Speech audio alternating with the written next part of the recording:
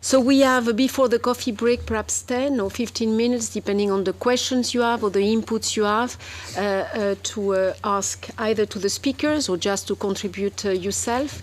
If it's the case, please raise your hand, just introduce you shortly, and ask your question or bring your contribution. Thank you very much. Patrick Erland from the European Commission, then the Embassy of Madagascar, my colleague.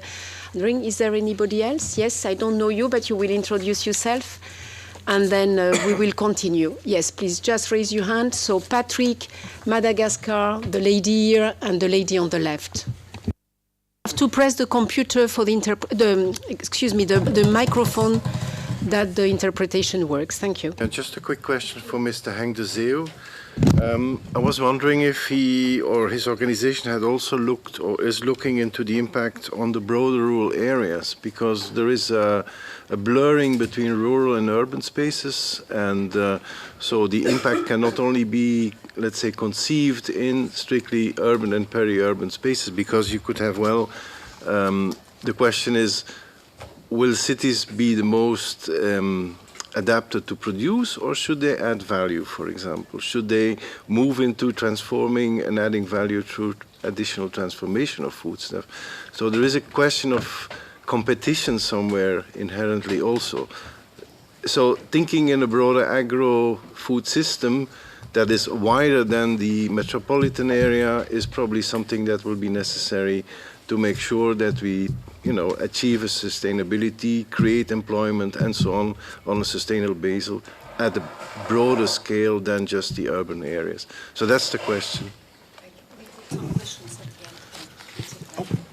Please, Madagascar. Je vous remercie, Madame la Présidente. J'ai une question et une remarque. Thank you, Madam Chair. I have a question and a comment. La question, c'est que the question is, pour growing underground. It's for going underground.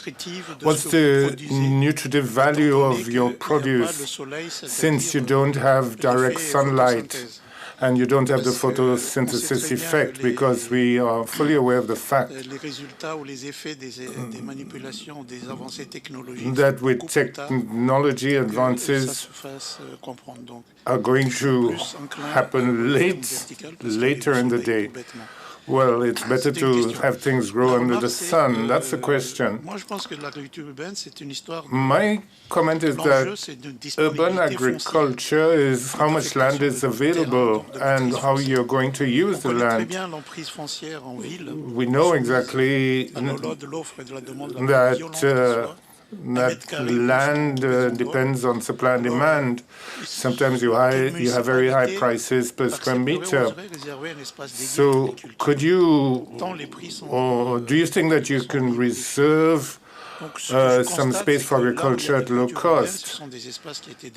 So urban agriculture was spaces which were used for the purposes before, even underground. So how can you control the land use? Given the supply-demand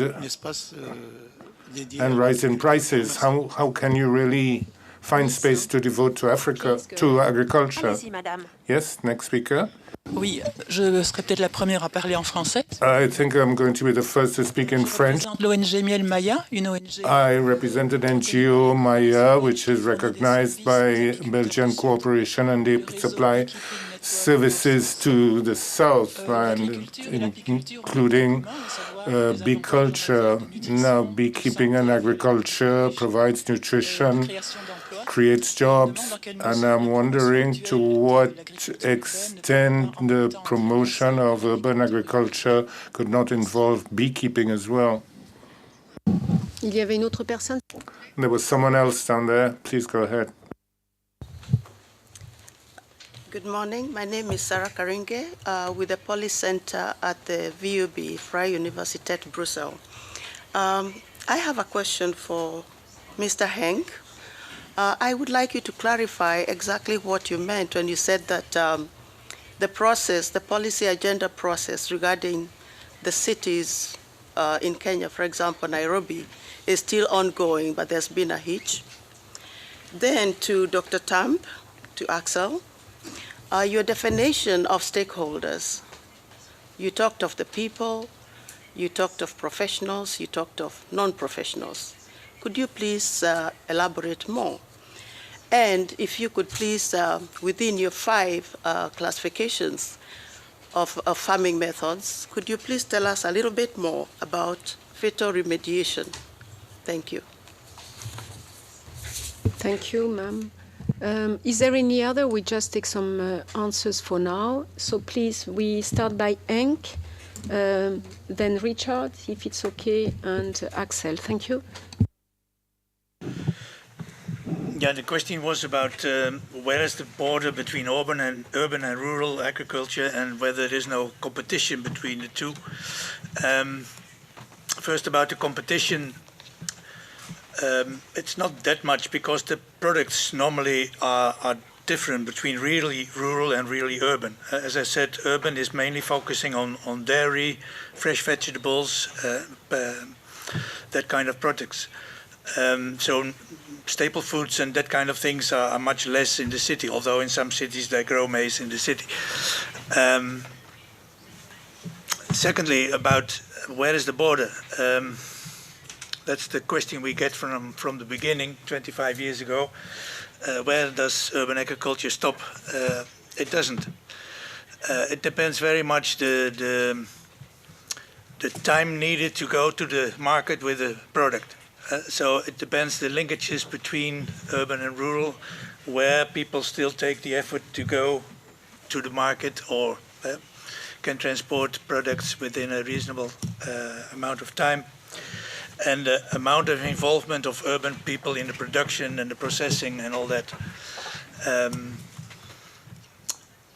Secondly, as I said, we shifted a bit from urban agriculture per se to the city region food system. So it doesn't stop with the border of the city. In most cases, it is needed that the largest city involves surrounding municipalities to be part of the process in the analysis and the planning of the city region food system, because it doesn't stop at the city boundary exactly. It is a food system that doesn't have strict boundaries, and it needs to involve more people from different municipalities in order to cover the city region. I don't know whether that fully answers your question, but it's in that direction. So I think I'll answer the. Sorry. Hello? Yeah. So just to answer your question on the nutrient content and sort of photosynthesis and the fact whether things are better grown under the sun. So there have been some research carried out in the States on nutritional content in microgreens, and it's come back quite positive. We are in the process. I mean, we're a startup, so we're very limited with headcount and people at the moment. But we are looking to start a project with King's College in London to look at the nutrient content of micros in comparison to fully grown herbs in the same environment. So it would be grown in our environment, because you've got to have a like-for-like comparison. What I will say is that the seed, when you're actually growing micros, you're growing lots of seeds, a dense amount of seeds on a bed. And when you harvest that, the flavour is very intense. So as that plant grows, it dissipates. So you have for example, a coriander. The flavour of the coriander is very intense at micro level. But so we feel that the nutrition is along those lines as well. Photosynthesis. So there is photosynthesis with LEDs. That actually happens. Flavour better under the sun. It's best. All I can say is do a taste test on that. We're very pleased and happy with the taste of our product. But yeah, some people prefer things grown in soil, and maybe that is the case for some people. Just touching on the price and moving forward with that sort of space. And be able to do this in the future. The price per square metre, well, it's actually in the UK per square foot, which is so we pay just over £1 per square foot, which is very, very good for London. London can be anything from 15 to £20 per square foot on warehousing and within the capital, and going up to anything to £140 per square foot for office space, and so price wise it's very good. The controlling that as we move forward, a lot of the spaces we're looking at is spaces that cannot be used for anything else. So one of the reasons we got this site at a very good price from the transport company TfL was that there was very little use that they could do with that space. There's 2 fire exits, so they cannot have. They had a lot of inquiries for nightclubs, hotels, that sort of thing. They would never get planning permission, so they didn't even entertain showing people around with that. When we said we want to start a farm, the first question was how many people are you going to employ in the whole site, and that was of more interest. So there's very little use for a lot of these spaces underground because they were built prior to having legislation on fire and access. I hope that answers your question.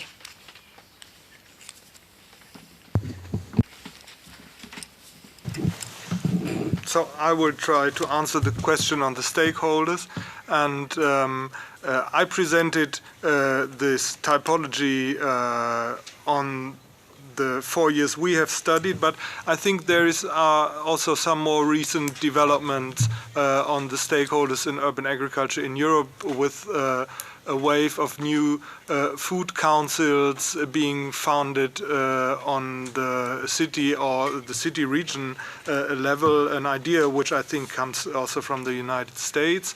And the important thing to understand about urban agriculture, and which is different from traditional agriculture, which has tried to professionalize, to think in a sectorial way, to promote its importance, is that urban agriculture is multi-sectorial.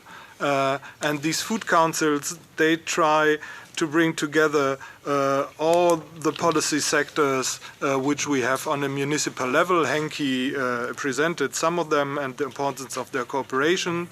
They bring in citizens who are interested in agricultural production, agricultural products from their region, and they bring in the local economy with farmers and with food processing enterprises which work with the local resources. And so the stakeholders, to promote urban agriculture, they need to cooperate and to come together, and we don't have the city department urban agriculture which can deal with it, or the NGO which can set up a food system. We need this kind of cooperation groups or food councils who set up urban agriculture and food systems on a local scale. And this is maybe also an answer to the remark from Madagascar, because these food councils, they can give urban agriculture in their city additional importance to the economic importance, because they can define we care about urban agriculture, we care about local food, we care about the land on which it is produced. And they can have an impact on the urban planning as well, so that the multi-benefits beyond the economic benefits are better valued in the cities. Thank you very much. Henk, you had the policy processes in Kenya, and we had a very interesting remark on apiculture, if any of you wants to address it. Yeah, I mentioned Kenya as an example that while I talked about city policies, you also need the support of national government at a certain moment in the process. A lot of cities think that food security, urban agriculture is not part of their mandate, their traditional mandate.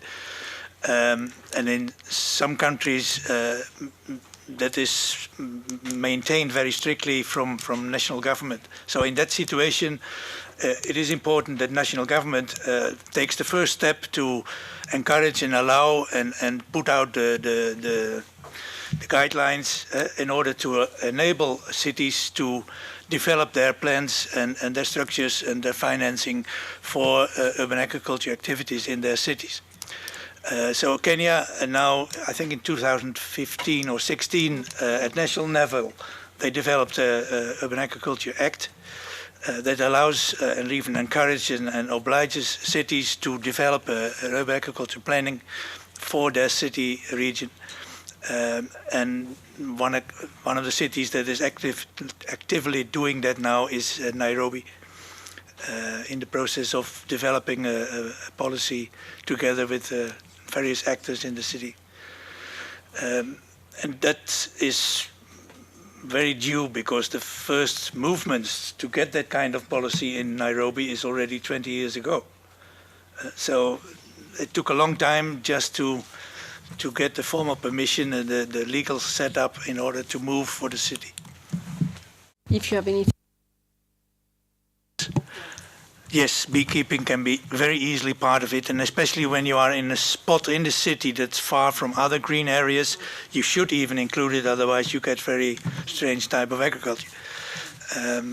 And it can create biological corridors if you have a lot of that kind of spots in the city where you combine food growing with beekeeping, with livestock, etc.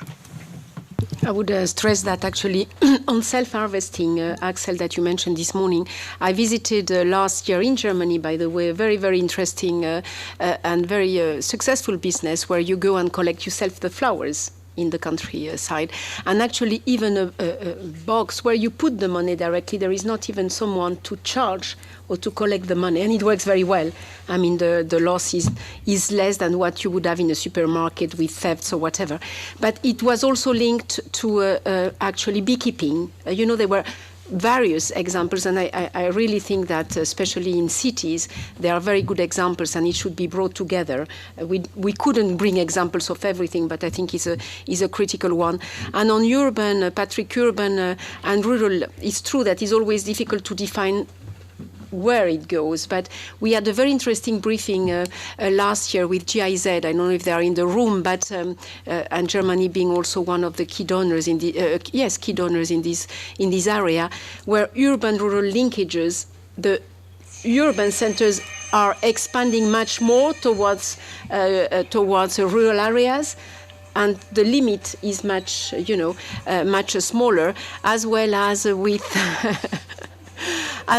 with intermediate cities, secondary cities. So the boundaries themselves between urban and rural are, less neat than they were before. So do you have any other question on input at this stage with those speakers before going to panel 2? Yes, please. Angel would be one of our speakers in panel 2 from Nigeria, a young entrepreneur. Please go ahead. Wanted to make maybe a comment to add to some of the things that they were saying in terms of nutritional value. I think that what is left to be said is that there's been a lot of research in terms of light spectrum and what are the optimal lighting conditions for plants, understanding that it's not just natural sunlight that the plant needs, but specific light waves. So light technology has been developed because of that understanding in science and understanding the link between the academia and the private sector who are actually growing these products. So even in the nutrients that are created for these plants, a lot of it has come out of the academic space, and to be able to provide a quality product that is as good, if not better, than what is grown in traditional agricultural practices. And then I think also in this concept of urban versus rural, for a place like Nigeria where we're not necessarily doing dairy in urban spaces and other things like that, all of those are coming in at least minimum 3 hours or more. What's being done in the urban space because of poor roads, because of all these other things, is just supplemental, because even in those rural spaces, they may not be able to grow some of the items that are grown in the urban spaces. And I think when you're still developing, you still have a lot of empty spaces, you're able to take advantage of that until the city is able to meet up with the growth and development in that area. So that was my... Thank you very much for bringing, yes, the innovation part. I forgot to mention also to Madagascar, actually, you know, the policy that, as it was said by Leonard this morning, the price is a critical part, as you mentioned, I mean, the price of the land. But that's where the policy aspect and some of the subsidies, like in other sectors, you know, to start businesses come in. So I hope it will be also covered in the second panel.